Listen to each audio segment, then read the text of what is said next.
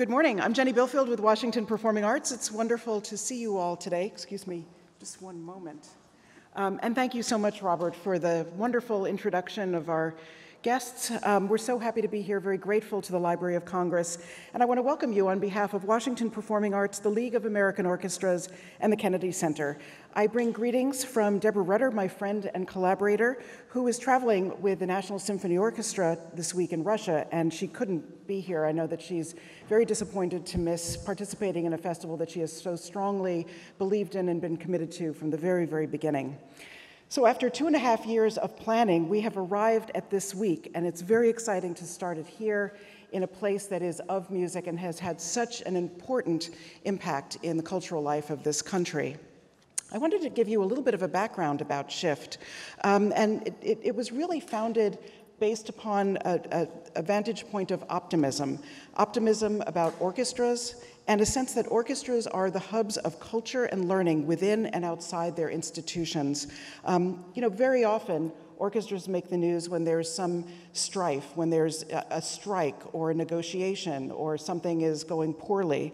And in contrast, Deborah and I felt very strongly that there were wonderful stories to be told, and that orchestras were doing some of the most creative, energizing, and energized work within the arts world, and we wanted to tell that story. We also believed that if audiences could experience this, they might actually shift their perceptions of orchestras. So for that reason, SHIFT was the name, a shift in mindset, a shift in perception, a shift in experience. So I hope if you travel through the whole week with us, you will have that experience yourself. We were inspired by the multi-year series of orchestral performances in New York under the name of Spring for Music that were presented at Carnegie Hall by Tom Morris, Mary Lou Falcone, and David Foster, and designed to highlight creative programming. We are very grateful for their example and the impact of their work and their lifelong commitment to orchestras. From the get-go, Washington Performing Arts and the Kennedy Center wanted to think expansively and to extend the notion of a festival to mini residencies within a festival, and that's what this week is about. We wanted to focus on orchestras of all sizes, as you'll see, and we wanted to in some way transpose the great work that orchestras do in their hometowns and cities to our DC community. We believe that we had the institutional commitment, scale, and partners to undertake this. And we thought, of course, what better place to showcase this work than in the nation's capital, the seat of government, the center of diplomacy and policymaking, and quite an extraordinary arts community as well. Orchestras that applied to our national call for proposals rose to the occasion, and they offered programs and residency plans that were ambitious, specific, and completely and utterly reflective of what they do well and what they value. The ideas leapt off the page. And coincidentally, all seemed to express their unique identity through very specific collaborations, commissions, partnerships, and a healthy dose of contemporary American music. American orchestras coming to the nation's capital with a bumper crop of American works, we were inspired.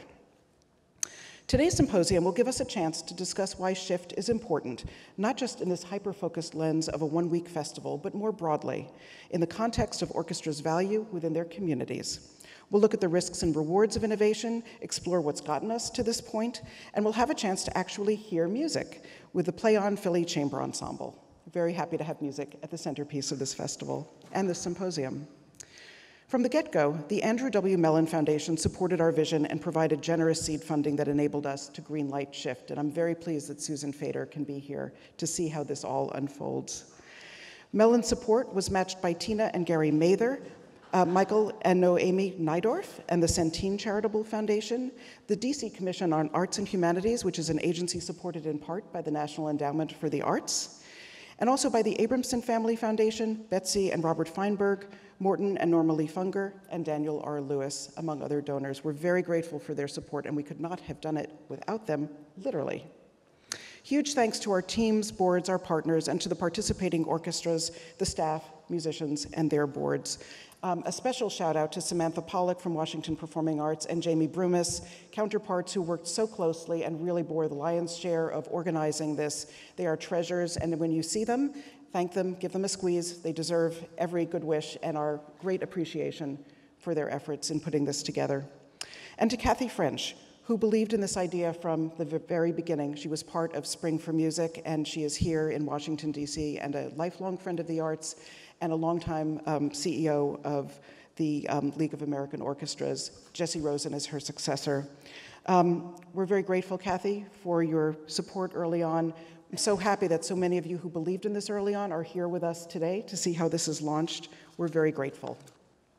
So I'll play the role of MC today, as you may have gathered, and very soon moderator for the first panel. But right now it gives me great pleasure to introduce Rona Wolf-Friedman, who is a commissioner on the DC Commission of Arts and Humanities. She is one of our city's most emphatic evangelists for the arts, and she's a cherished friend. She's an attorney with master's degrees in clinical psychology and decorative arts. She's hardly an underachiever. She's a remarkable and accomplished woman. The focus of her advocacy and commission tenure have been in arts education policy and also around quantifying and growing the creative economy in Washington, D.C. She is on the board of the ARC, which is an acronym for the Town Hall Educational Arts and Recreation Center, and she served on the boards of the Washington Ballet and Lab School. She is fiercely committed to this community and to its citizens. We've asked her to open our symposium by speaking about the importance of shift and orchestras as an essential civic asset in strengthening our communities. Please join me in welcoming Rona Wolf-Friedman.